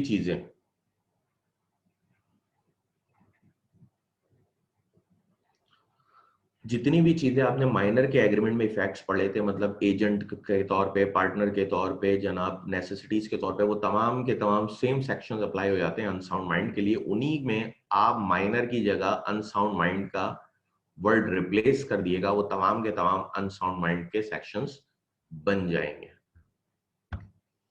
sir अगर proof ना कर सके कि मैंने उस टाइम ड्रिंक किया हुआ था तो फिर क्या होगा? फिर आपके हक में फैसला नहीं होगा, आप कॉन्ट्रैक्ट परफॉर्म करेंगे अगर प्रूफ नहीं कर सके। ठीक है, तो आपके हक में फिर फैसला नहीं होगा। ठीक है, तो जितने भी इफेक्ट्स आपने माइनर पे पढ़े थे, वो तमाम के तमाम इफेक्ट्स आप आके अनसाउंड माइंड पे भी सेम इफेक्ट हैं। जहां जहां माइनर का वर्ड था वहां आप अनसाउंड माइंड कर लेंगे तो वो तमाम के तमाम इफेक्ट्स आपके आ जाएंगे। ठीक है जनाब, अब आते हैं हम अनसाउंड माइंड में से किसी को कुछ पूछना है तो मजीद हमारे, एक मिनट, एक क्वेश्चन है, इफेक्ट ऑफ एग्रीमेंट दोबारा बता दें शुरू से कंटिन्यू। देखो इफेक्ट ऑफ एग्रीमेंट में कुछ नहीं बोल रहा है, इफेक्ट ऑफ एग्रीमेंट में सिर्फ इतना बोल रहा हूँ कि जितने भी इफेक्ट्स हमने माइनर के पढ़े थे ना एग्रीमेंट के, कि minor agreement are void ab initio, minor can be an agent, minor can be a partner, minor के पेरेंट्स की क्या लायबिलिटी होगी, एडल्ट और माइनर ज्वाइंटली कोई कॉन्ट्रैक्ट करें तो क्या इफेक्ट होंगे, वो तमाम इफेक्ट्स में तो माइनर की जगह अनसाउंड माइंड का वर्ड लिख देना, तो वो तमाम के तमाम इफेक्ट्स अनसाउंड माइंड के हो जाएंगे। मतलब जो माइनर के इफेक्ट थे, जो माइनर के कॉन्सिक्वेंसेस थे, वही अनसाउंड माइंड के कॉन्सिक्वेंसेज होंगे, सेम। ठीक है, तो मतलब वो याद कर लोगे तो ये सेम याद हो जाएगा। अब आ जाते हैं डिस्क्वालिफाइड पर्संस। मजीद मैंने आपको बताया था कि माइनर होता है इनकॉम्पिटेंट, आपके ये जो होते हैं अनसाउंड माइंड होता है, और तीसरा आपके जो लॉ ने डिस्क्वालीफाई खुद से कर दिए हो कि भाई ये इन लोगों के साथ आप कॉन्ट्रैक्ट नहीं कर सकते। पहली बात, एलियन एनिमी।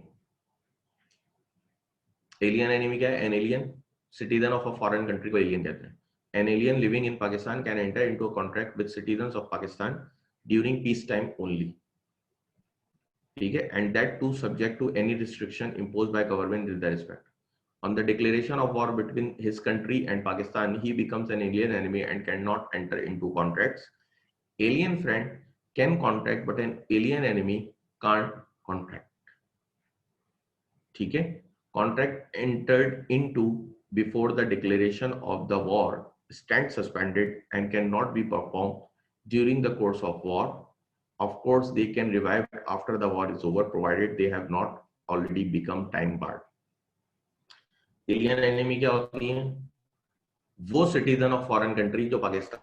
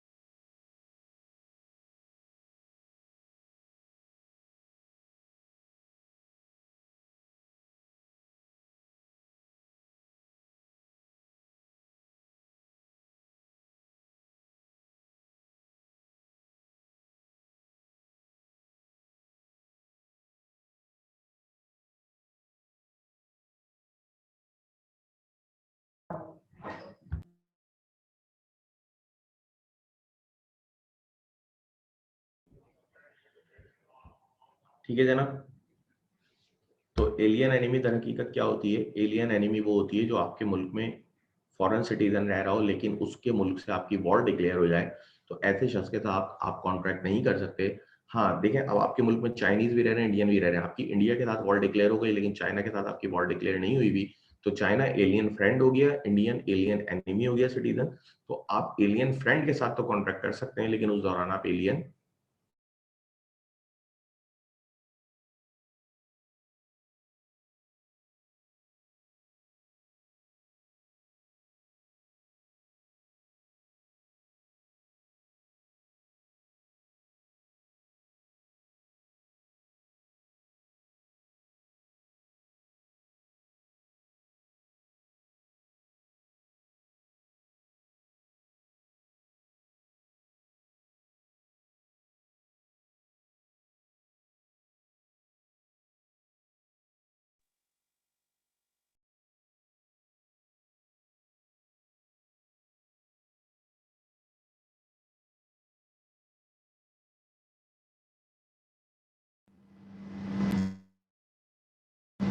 स्टूडेंट सर के थोड़े से इंटरनेट में इशू है, थोड़ा वेट कर लीजिएगा।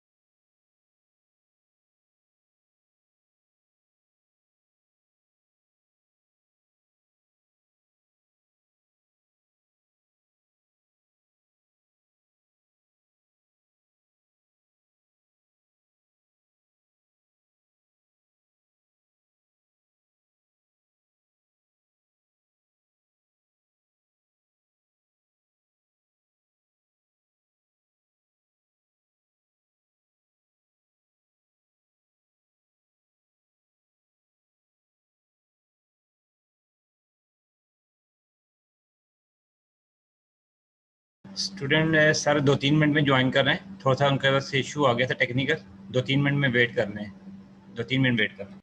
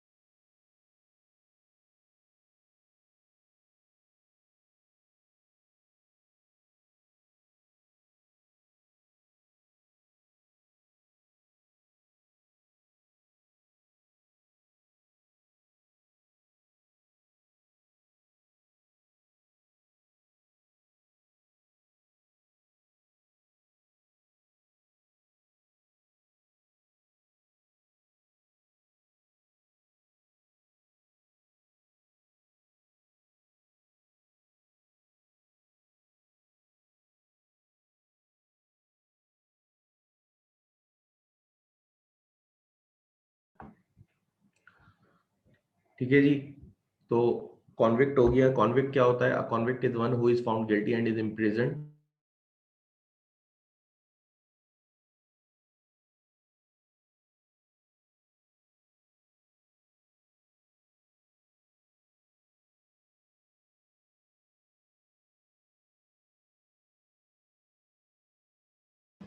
सर आपकी आवाज़ नहीं आ रही,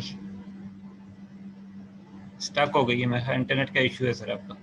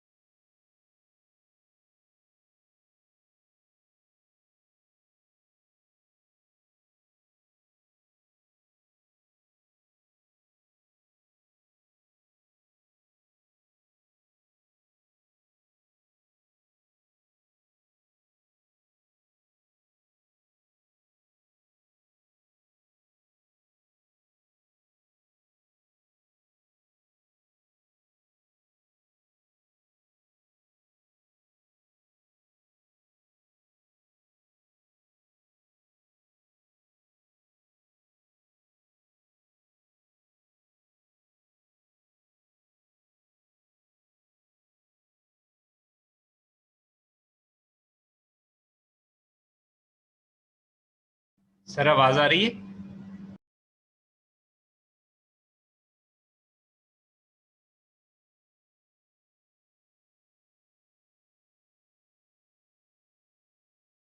सर आवाज़ आ रही है आपको?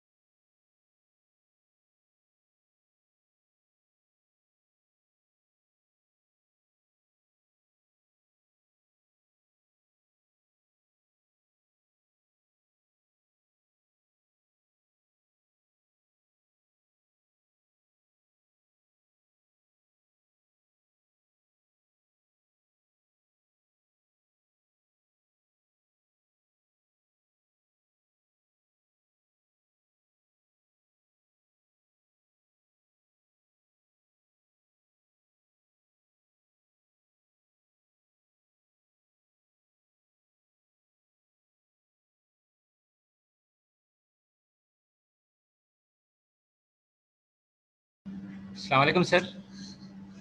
सर आवाज आ रही? जी आ रही आवाज आ रही।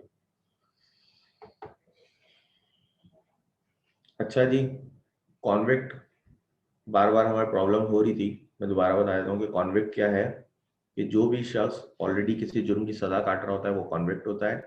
तो कोई भी शख्स जब कॉन्विक्ट होता है तो वो इनकॉम्पिटेंट होता है किसी कॉन्ट्रैक्ट में आने के लिए, या अगर उस पर कोई ऑलरेडी कॉन्ट्रैक्ट था तो उस पर सूट फाइल करने के लिए भी वो कॉन्विक्शन, अपनी कॉन्विक्शन के दौरान वो इनकॉम्पिटेंट होता है। हाँ, जब उसकी सजा पूरी हो जाए तो फिर वो उस पर सूट वगैरह फाइल कर सकता है, बशर्ते ये कि वो टाइम बार्ड ना हुए हों। फिर नेक्स्ट है हमारे पास मैरिड वुमेन। ठीक है, married women are competent to enter into contract with respect to their separate properties, provided they are major and are of sound mind. They cannot enter into a contract with respect to their husband properties. A married woman can, however, act as an agent of her husband and bind her husband property for necessary supplied to her. देखें, जो married women होती है वो अपनी property के लिए तो किसी कॉन्ट्रैक्ट में जा सकती है, अगर वो मेजर है, मेजर तो होगी, और साउंड माइंड है, तो वो अपनी प्रॉपर्टी के लिए कॉन्ट्रैक्ट में जा सकती है, लेकिन अपने हस्बैंड की प्रॉपर्टी का कॉन्ट्रैक्ट नहीं कर सकती। हाँ देखिए, हस्बैंड की जिम्मेदारी होती है उसको नेसेसरी सप्लाई करना, लेकिन अगर वो नेसेसरी हस्बैंड सप्लाई नहीं कर पाता और उसको कुछ कोई और प्रोवाइड कर रहा है ताकि वो जिंदा रह सके, तो हस्बैंड की प्रॉपर्टी वहां पे उस नेसेसिटीज के लिए बाउंड हो सकती है। ठीक है, फिर अगला है इंसॉल्वेंट। इंसॉल्वेंट तो ऑलरेडी एडजस्ट हो चुका है कि इंसॉल्वेंट है। ठीक है, जब वो इंसॉल्वेंट हो गया तो वो इनकॉम्पिटेंट हो गया, मतलब वो तो ऑलरेडी वो शख्स है जिसका दिवालिया निकल चुका है, कि जिसके पर्सनल एसेट्स कम हो गए, पर्सनल लाइबिलिटीज ज्यादा हो गई। तो सीधी सी बात है, जब वो ऑलरेडी इतने बुरे हालात में है तो उसको लॉ ने इंसॉल्वेंट डिक्लेयर कर दिया, अब उसके बाद वो कोई भी कॉन्ट्रैक्ट नहीं कर सकता। ठीक है, यहाँ पे आके, क्योंकि जब एक शख्स इंसॉल्वेंट होता है ना तो फिर उसके ऊपर क्या होता है, ऑफिशियल रिसीवर अपॉइंट होता है कोर्ट की तरफ से, जो उसके तमाम एसेट्स बेचता है, तमाम लाइबिलिटीज उतारता है। अब एसेट्स ही कम के बिके, 100 रुपए के बिके, लाइबिलिटीज 200 रुपए की थी, तो वो इंसॉल्वेंट डिक्लेयर हुआ है, तो अब वो मजीद कोई कॉन्ट्रैक्ट नहीं कर सकता। ठीक है, ज्वाइंट स्टॉक कंपनी, कंपनी जो होती है वो भी इनकॉम्पिटेंट होती है पर्सनल नेचर के कॉन्ट्रैक्ट में। पर्सनल नेचर के कॉन्ट्रैक्ट नहीं कर सकती, जैसे कि किसी से शादी के वादे नहीं कर सकती, ये सारी चीजें नहीं कर सकती, लेकिन बाकी कॉन्ट्रैक्ट जो उसका मेमोरेंडम, जो उसका कॉन्स्टिट्यूशन है वो उसे अलाउ करता है। मेमोरेंडम में हम नेक्स्ट क्लास में बात करेंगे थोड़ी सी। ठीक है, अगर उसका कॉन्स्टिट्यूशन उसे जिन कॉन्ट्रैक्ट को अलाउ करता है वो तमाम कॉन्ट्रैक्ट कर सकती है। तो ये कंपनी वाली हेडिंग हम नेक्स्ट क्लास में देखते हैं। बाकी इससे ऊपर अगर किसी को कुछ पूछना है तो पूछ लें, कुछ क्वेश्चंस आए हुए थे।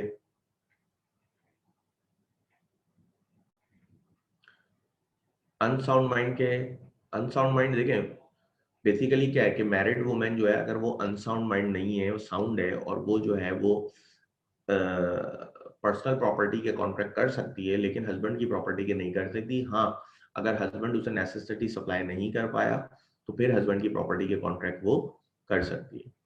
फॉरेन सर्वेंट्स एंड एम्बेसडर्स, ये क्योंकि आपके हुकूमत के बुलावे पे आते हैं बाहर मुल्कों से डिप्लोमेट्स वगैरह, ठीक है, जो मेहमान होते हैं, तो इसी वजह से ये, इनसे आप कॉन्ट्रैक्ट नहीं कर सकते, क्योंकि इन पे केस करने के लिए, इन पे सूट फाइल करने के लिए आपको फेडरल गवर्नमेंट से परमिशन लेनी पड़ती है। इसलिए पहले ही कानून ने कह दिया कि इनके साथ आप कॉन्ट्रैक्ट कर ही नहीं सकते। ठीक है, क्योंकि वो कहाँ परमिशन वगैरह के चक्कर में पड़ते हैं। सर अगर हस्बैंड की डेथ हो गई हो, हाँ तो हस्बैंड की डेथ हो गई हो तो इसमें क्या है, तो अब तो विडो के पास जो प्रॉपर्टी आएगी उसकी हो गई ना सब कुछ। तो जब वो हो गई तो फिर तो हस्बैंड ही खत्म हो गया, वो खुद करेगी जो कुछ करेगी। डिस्क्वालिफाइड पर्सन में समझ में नहीं आया? अच्छा, सारे ही समझ में नहीं आए, चलो कोई बात नहीं, तुम मुझे व्हाट्सएप पे मैसेज कर देना, ये सारे मैं तुम्हें एक एक करके एक्सप्लेनेशन भेज दूंगा। एम्बेसडर, एम्बेसडर क्या होता है, जो आपके हुकूमत के बुलावे पे होते हैं ना, आपके मुल्क में रह रहे होते हैं, एम्बेसीज होती हैं। ठीक है, तो इन पे सेंट्रल गवर्नमेंट की परमिशन से केस होता है, इसी वजह से लॉ ने इनको डिस्क्वालीफाई कर दिया कि आप एम्बेसडर के साथ केस, सूट फाइल, कॉन्ट्रैक्ट कर ही नहीं सकते, क्योंकि आप उन पे सूट भी फाइल नहीं कर सकते। ठीक है, एलियन एनिमीज, एलियन क्या होता है, जो आपके फॉरेन सिटीजन आपकी कंट्री में रह रहा होता है, तो अगर उसकी कंट्री से आपकी वॉर डिक्लेयर हो जाए तो आप उसके साथ कोई कॉन्ट्रैक्ट फॉर्म नहीं कर सकते, डिस्क्वालीफाइड है, लॉ ने मना कर दिया।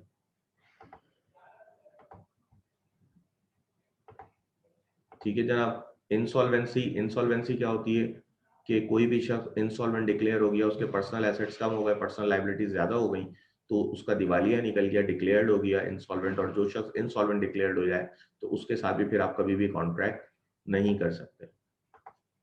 ठीक है, टेस्ट आपका होगा जब लॉ कॉन्ट्रैक्ट एक्ट पूरा खत्म हो जाएगा तब। एडजस्ट इंसॉल्वेंट मीन्स वही होता है कि आपके पर्सनल एसेट्स कम हो गए और पर्सनल लायबिलिटी ज़्यादा हो गई, तो आपका दिवालिया निकल गया, आप पे ऑफ नहीं कर पा रहे, तो कोर्ट आपको इंसॉल्वेंट डिक्लेयर करता है और आपके तमाम एसेट्स वगैरह को सेल आउट करके फिर वो चीज़ लाइबिलिटीज को पे ऑफ करते हैं। कॉन्विक्ट वो होता है जो पहले से किसी जुर्म में सजा काट रहा हो, तो अगर कोई शख्स किसी जुर्म में ऑलरेडी सजा काट रहा है तो वो वहां पे कॉन्ट्रैक्ट नहीं कर सकता अपनी सजा के दौरान, उस ना ही अगर कोई कॉन्ट्रैक्ट उसकी सजा से पहले पहले हुआ था, जब वो सजा नहीं काट रहा था, तो वो उन पे भी सूट फाइल नहीं कर सकता। बट जब वो सजा काट लेगा फिर लिमिटेशन एक्ट के तहत टाइम बार्ड देखा जाएगा कॉन्ट्रैक्ट का, उसके बाद वो फिर सूट फाइल करेगा। लास्ट वाला बता दें सिर्फ, एफ वाला। एफ वाला कौन सा था भाई? नहीं, एफ वाला भी रहने दो, वो नेक्स्ट क्लास में हम देख लेंगे, क्योंकि उसमें मुझे थोड़ी सी बात मेमोरेंडम पे भी करनी है। ठीक है, तो वो रहने दो अभी, क्योंकि मैं थोड़ा मेमोरेंडम के बारे में भी बताऊंगा। जी, adjudged insolvent is incompetent to contract, सही कह रहे हैं कि अगर कोई शख्स इंसॉल्वेंट डिक्लेयर हो जाए तो फिर वो कॉन्ट्रैक्ट नहीं कर सकता। माइनर लाइबिलिटी है, लोन नहीं है। माइनर लाइबिलिटी इन टॉर्ट बताते हैं। लेकिन टॉर्ट क्या है? बेसिकली आपने इंजरी करी किसी को, आपने कोई ऐसा काम करा जो कॉन्ट्रैक्ट के अगेंस्ट में था, जिससे किसी को इंजरी हो गई, अगर ऐसी कोई हरकत आपने करी है तो माइनर लायबल होगा। माइनर पे लाइबिलिटी आती है, माइनर लायबल होगा। ठीक है,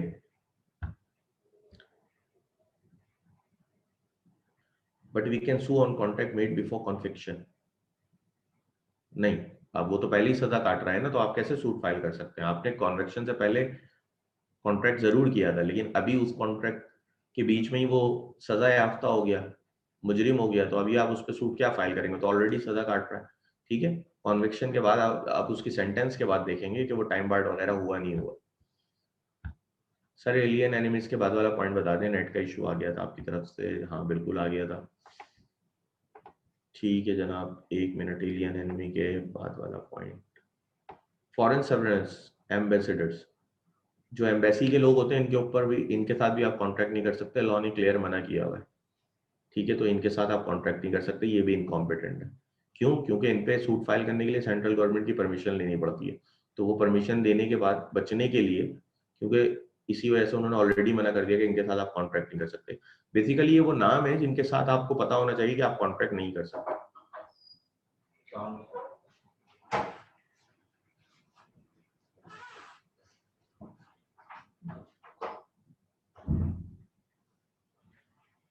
ठीक है जी, अच्छा जी, और कोई सवाल? सर इसमें 47 चैप्टर हैं, आप सारे करवाएंगे? नहीं, सारे नहीं करवाऊंगा, इसमें बहुत से एक्ट ऐसे हैं जो आपके सिलेबस के नहीं है, आप टेंशन नहीं लें, सारे नहीं होंगे।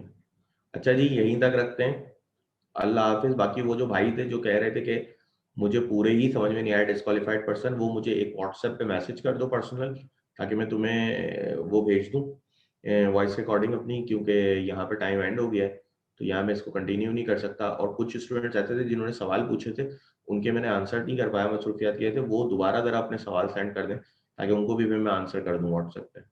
ठीक है जी, अल्लाह हाफिज।